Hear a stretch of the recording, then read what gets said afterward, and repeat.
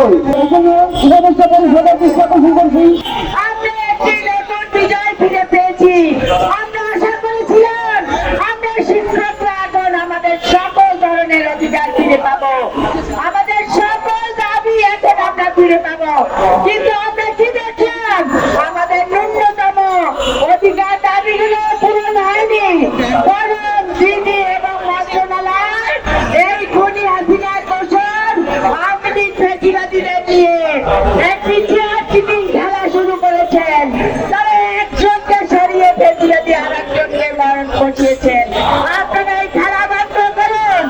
এই নায়েব এবং দিদিতে যারা এই আওয়ামী লীগের দোষরদের এনেছেন এবং বিভিন্ন শিক্ষক বিভিন্ন আঞ্চলিক অফিস শিক্ষা অফিসে এখনো আওয়ামী লীগের দোষররা বসে আছেন, তাদের আমি তীব্র নিন্দা ও প্রতিবাদ জানাচ্ছি এবং অবিলম্বে তা অপসারণ করুন।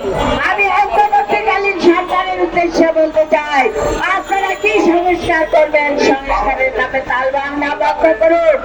আপনারা জুলাই অগস্টের ছাত্র জনতার রাখবেন, প্রতিশোধ নিতে পারেননি, বিচার করতে পারেননি, দ্রব্যমূল্যের ঊর্ধ্বগতির লাগাম টেনে ধরতে পারেননি, আইন শৃঙ্খলা রক্ষা করতে পারেননি।